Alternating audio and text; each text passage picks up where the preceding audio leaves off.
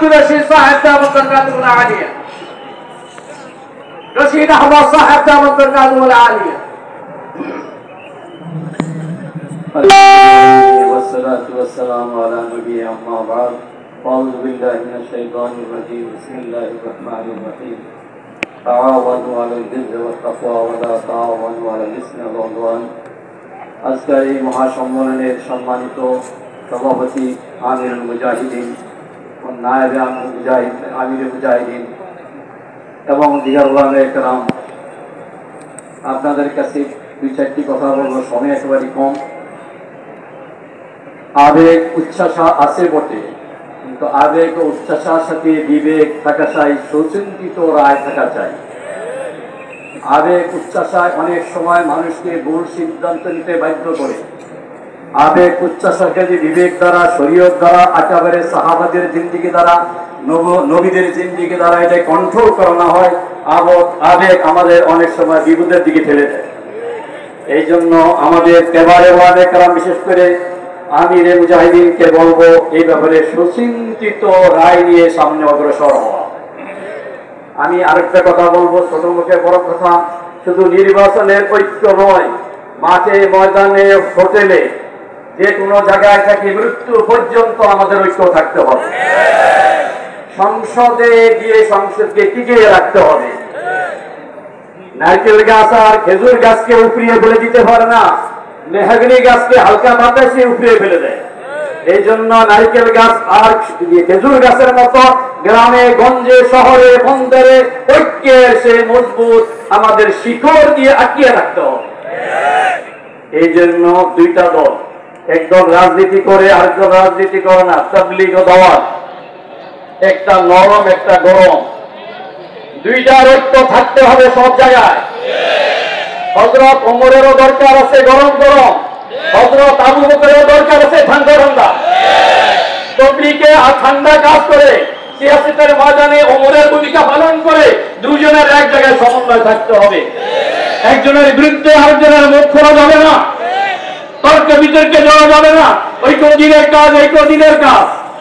দুই নম্বর আরেকটু ভাই, আমি 2 মিনিট সমস্যা, একটু ভাই মেহরবানি করে আরেকটু ব্যাপার ইসলামের ইতিহাস স্মরণ করিয়ে দিতে চাই।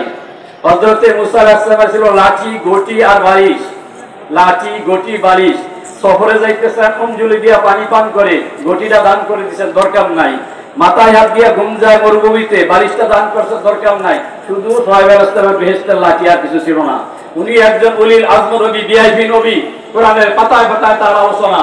হযরত সুলাইমান আলাইহিস সালাম নবী ছিলেন, উনি বাতাসে উঠতেন, ডাইরে ভাবে সামনে পিছনে বাহিনী, শানদার নবী ছিলেন। উনিও নবী, উনিও নবী।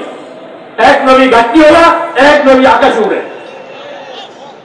আবার সমকালীন, সময় কম। হযরত রশিদ আহমদ গঙ্গী রহমতুল্লাহ আলাইহি কাপড় পরতেন, পথ করত, সারা দুনিয়ায় হাঁটতেন, আতর সুগন্ধি লাগাইতেন। রশিদ আহমদ গঙ্গী আসতেছেন, আরবি কারি পেশা রহমতুল্লাহ আলাইহি এক গামছা এক জামা গাও দিয়ে সারা দুনিয়া ঘুরে আসতেন। জরুরি কি? হযরত ইবনে আব্বাস রাদিয়াল্লাহু তাআলা যখন গড়িতে হাসতেন, আতরের গন্ধে সাহাবায়ে কেরাম বলতেন, ইবনে আব্বাস আসতেছে, আতরের গন্ধে বলতেছে। বসেন সবাই বসেন। আবার হযরত আবু যর গিফারি রাদিয়াল্লাহু। আসসালামু আলাইকুম ওয়া রাহমাতুল্লাহি ওয়া বারাকাতুহু। নাহমাদুহু ওয়া নুসাল্লি আলা রাসূলিল কারীম, আম্মা বা'দ। আউযু বিল্লাহি মিনাশ শাইতানির রাজীম। বিসমিল্লাহির রাহমানির রাহিম। ওয়া আ'ইদ্দু লাহুম মাসতাতা'তুম মিন কুওয়া ওয়া মিন রিবাতিল খাইল তুরহিবুনা বিহি আদুওয়াল্লাহি ওয়া আদুওয়াকুম। সাদাকাল্লাহুল আযীম। ঐতিহাসিক চরমনায় ফাল্গুনের মাহফিলে আয়োজিত আজকের এই ওলামা মাশায়েখ ও বুদ্ধিজীবী সম্মেলনের আজকের বিশিষ্ট ওলামায়ে কেরাম, জাতীয় নেতৃবৃন্দ এবং আজকে এখানে কিছুক্ষণের মধ্যে উপস্থিত হবেন আমাদের প্রাণপ্রিয় নেতা, বাংলাদেশের মেহনতি মানুষের প্রাণের স্পন্দন হযরত পীর সাহেবুদ্দিন চরমনাই, সময়গত আমার দেশপ্রেমিক দিনদার ভাইরা। আমি 3টি বিষয়ে কথা বলতে চাই। প্রথমত, বর্তমান অন্তর্বর্তীকালীন সরকারের বিষয়ে। তারা ক্ষমতায় এসেছে জুলাই অভ্যুত্থানের মধ্য দিয়ে। অতএব তাদের প্রধান দায়িত্ব হলো যে কারণে জুলাই বিপ্লব সংগঠন হয়েছে তা বাস্তবায়ন করা। মানুষ বিগত দিনে 53 বছর যে রাজনীতি হয়েছে, এই রাজনীতি আর দেখতে চায় না। নতুন বাংলাদেশ গড়ে তুলতে চায়। নতুন বাংলাদেশ গড়ে তুলতে হলে পুরাতন জঞ্জালগুলোকে বিদায় করতে হবে। এই জন্য প্রথম কাজ হলো সংস্কার বাস্তবায়ন করতে হবে। আজকে আমরা কি দেখতে পাই যে সংস্কার ছাড়া জনতর নির্বাচনের জন্য একটি পক্ষ চেষ্টা চালাচ্ছে। দুঃখজনক বাস্তবতা হলো তাদের কথার সাথে ভারতের সেনা প্রধানের বক্তব্য মিলে যায়। কিছুদিন আগে আপনারা দেখেছেন ভারতের সেনাবাহিনীর প্রধান বাংলাদেশ প্রসঙ্গে একটি বক্তব্য দিয়েছেন। তার এই বক্তব্য দেওয়ার কথা না। বাংলাদেশ বিষয়ে ভারতের সেনা প্রধান কথা বলবে কেন? তিনি বলেছেন বাংলাদেশে গণতন্ত্রের পথে উত্তরণ দরকার এবং দ্রুত নির্বাচন প্রয়োজন। আমরা মনে করছি বাংলাদেশে যারা এখন দ্রুত নির্বাচনের জন্য বিভিন্নভাবে তৎপরতা চালাচ্ছে, তাদের সাথে ভারতীয় সেনাবাহিনীর চিন্তা চেতনা যুক্ত আছে। অতএব আমাদের পরিষ্কার বক্তব্য, আগে সংস্কার করতে হবে, তারপরে হলো নির্বাচন। আরেকটি বিষয়, বিগত 15 ফেব্রুয়ারি প্রধান উপদেষ্টার নেতৃত্বে জাতীয় ঐক্যমত্য কমিশনের একটি সভা হয়েছে। সেখানে ইসলামী আন্দোলন বাংলাদেশের পক্ষ থেকে আমি কথা বলেছিলাম, স্পষ্ট বলেছি যে জাতীয় নির্বাচনের আগে স্থানীয় নির্বাচন হতে হবে। কারণ হলো অতীতে কোন দলীয় সরকারের অধীনে কোন স্থানীয় নির্বাচন, জাতীয় নির্বাচন কোনটাই সুষ্ঠু নিরপেক্ষ হয় নাই। আমার কথা বলার পরে সেখানে যারা বিভিন্ন দলের ছিল অনেকেই এ ব্যাপারে তেলে বেগুনে খেপে গেছে। তারা বলেছে কি স্থানীয় নির্বাচন হলে সংঘাত হবে, সহিংসতা হবে, রক্তপাত হবে এবং কি কেউ কেউ বলেছে সিভিল ওয়ার হবে। তাদের বক্তব্য প্রমাণ করে জাতীয় নির্বাচনের আগে স্থানীয় নির্বাচন করা প্রয়োজন। কারণ কারা সন্ত্রাস করবে নির্বাচনে, কারা সিভিল ওয়ারের হুমকি দেয়, কারা বিশৃঙ্খলা করবে, তা আগে স্থানীয় নির্বাচন আমরা দেখতে চাই। এই স্থানীয় নির্বাচনে প্রমাণ হয়ে যাবে কারা দৈত্যদানব লালন পালন করে, তারা নির্বাচন অস্থিরতা সৃষ্টি করবে, তাদেরকে আমরা বেঁধে ফেলতে চাই। তাদেরকে নিয়ন্ত্রণে না নিয়ে জাতীয় নির্বাচন হবে না। আমাদের কথা পরিষ্কার। এবার সংস্কার কমিশন বলেছে স্থানীয় নির্বাচন হবে, দলীয় প্রতীক হবে না, নিরপেক্ষ হবে। যেহেতু স্থানীয় নির্বাচন নিরপেক্ষ হবে, অতএব কোন দল কি চাইলো না চাইলো এটা দেখার বিষয় নয়, জনগণ কি চায় তা দেখতে হবে।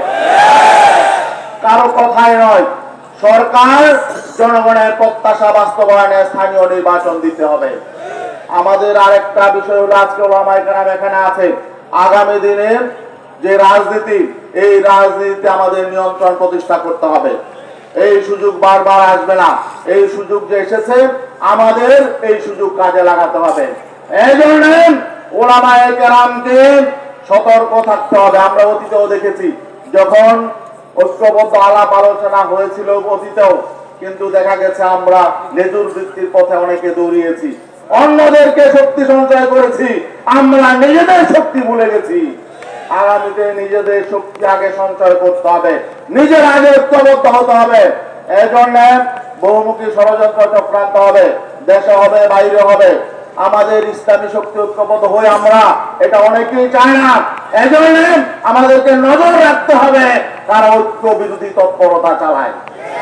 আমরা লক্ষ্য করেছি যখন আমরা ঐক্যের কথা বলছি, এক বাক্সে আমরা এক ব্যালট, এক অভিন্ন নির্বাচনের ইসলামী সংগঠনগুলো অবতীর্ণ হওয়ার কথা বলছি, অনেকেরই ঘুম হারাম হয়ে গেছে।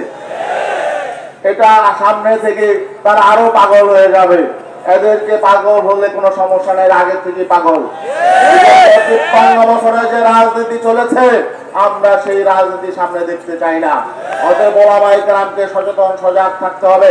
নির্বাচনী রাজনীতি হলো কম্প্রোমাইজের মাধ্যমে, স্যাক্রিফাইসের মাধ্যমে, সমঝোতা সমন্বয়ের মাধ্যমে নিজেদের বড় যত সম্প্রসারণ করা যায়, এটা হলো নির্বাচনী রাজনীতির কৌশল। অতএব আমরা সেই কৌশলে অবতীর্ণ হয়েছি। আমরা যাতে ইসলামী শক্তির বলয় যত বৃদ্ধি করা যায়, এজন্য যে কোনো কৌশল আমরা অবতীর্ণ হব ইনশাআল্লাহ। আরেকটা বিষয় বলতে চাই আমাদের নেতা কর্মীদের উদ্দেশ্যে, সেটা হলো নির্বাচনে অর্ধেক শক্তি অর্ধেক ভোটার হলো মহিলা। আমাদের কেন্দ্রের নির্দেশনা আছে, প্রত্যেক আমাদের যত কমিটি আছে, জেলা উপজেলা থানা ওয়ার্ড ইউনিয়ন পরিষদ এবং ইউনিট কমিটি, যত কমিটি আছে, পুরুষ কমিটির পাশাপাশি মহিলা কমিটি আমাদেরকে সব জায়গায় মহিলা কমিটি গঠন করতে হবে, মহিলা ইউনিট করতে হবে। এই নির্দেশনা আগে থেকে আছে, এখন তা বাস্তবায়ন করতে হবে। আর একটা বিষয় হলো আমরা 2018 সালে আমরা এককভাবে নির্বাচন করেছিলাম। আমাদের 300 আসনে প্রত্যেকটা আসনে একাধিক ক্যান্ডিডেট আছে। আমরা 300 আসনে এককভাবে নির্বাচন করার সক্ষমতা রাখি। আগামী নির্বাচনে আমরা চাই অন্যান্য আমাদের সকল ইসলামী সংগঠনগুলোকে আমরা ছাড় দিব। শুধু ইসলামী সংগঠন নয়, বরং ভারত বিরোধী এবং জনগণের সাথে যাদের সম্পৃক্ততা আছে, দেশপ্রেমিক অন্যান্য সংগঠনকেও, দেশপ্রেমিক সংগঠনকে আমরা ছাড় দিব। এজন্য আমাদের জনশক্তিকে চিন্তায় রাখতে হবে। আমরা কেন্দ্র থেকে যার ব্যাপারে সিগন্যাল দেই তার পক্ষে কাজ করতে হবে। এই ব্যাপারে সবাই আমাদেরকে প্রস্তুত থাকতে হবে। আমাদের ক্যান্ডিডেট থাকবে যে সমস্ত আসনে, সেখানে অন্যান্য ইসলামী সংগঠনের নেতা কর্মীরা, সমর্থকরা কাজ করবে। বাকি অন্যান্য সংগঠনের যদি আমরা কাউকে সমর্থন করি, তাদের পক্ষেও কাজ করতে হবে। আমরা চাই আগামী পার্লামেন্ট হবে ইসলামপন্থীদের পার্লামেন্ট, দেশপ্রেমিকদের পার্লামেন্ট। আমরা কার্যকর পার্লামেন্ট চাই। আগামীতে আমরা বাংলাদেশে গঠনমূলক রাজনীতি চাই এবং ইসলামী শক্তি যাতে কার্যকর একটা রাজনৈতিক শক্তি হতে পারে, ইসলামী শক্তিকে আমরা এগিয়ে নিয়ে যাওয়ার জন্য আমরা সবাই ঐক্যবদ্ধ হব। আপনারা সবাই গ্রামে গঞ্জে মহল্লায় মানুষের হৃদয় জয় করার জন্য সর্বত্র সংগঠন কায়েম করুন এবং সবাইকে ঐক্যবদ্ধ ভাবে। আপনাদের আরেকটা বিষয় বিশেষ আবেদন রাখতে চাই, স্থানীয় সরকার সহ জনপ্রতিনিধি হলো বাংলাদেশের প্রায় 65,000 প্রতিনিধি, জনপ্রতিনিধি। আমরা আমাদের ইচ্ছা হলো 65,000-এর মধ্যে কমপক্ষে 40,000 ওলামায়ে কেরাম এখানে প্রতিনিধি হিসাবে নির্বাচিত হোক। এই জন্য এই ময়দানে যেসব ওলামায়ে কেরাম আছেন, আপনাদের অনুরোধ থাকবে, আপনারা যারা মসজিদে ইমামতি করেন, খতিবের দায়িত্ব পালন করেন, মাদ্রাসা মোতামিম করেন, পাশাপাশি মনে করবেন যে চেয়ারম্যানের মেম্বারি করলে আপনাদের ইজ্জত যাবে না। আপনারা প্রস্তুতি নেন, আমাদের কর্মীরা আপনাদের সহযোগিতা করবে, আমাদের দায়িত্বশীল আপনাদের সহযোগিতা করবে। যেখানে যার যোগ্যতা আছে আপনারা মেম্বারি, চেয়ারম্যান, পৌরসভা কাউন্সিলর এগুলোর জন্য এখন থেকে প্রস্তুতি গ্রহণ করুন। সারা বাংলাদেশে আমরা এই সমস্ত প্রতিনিধি জায়গায় আলেমদেরকে দেখতে চাই। আসসালামু আলাইকুম ওয়া রাহমাতুল্লাহ।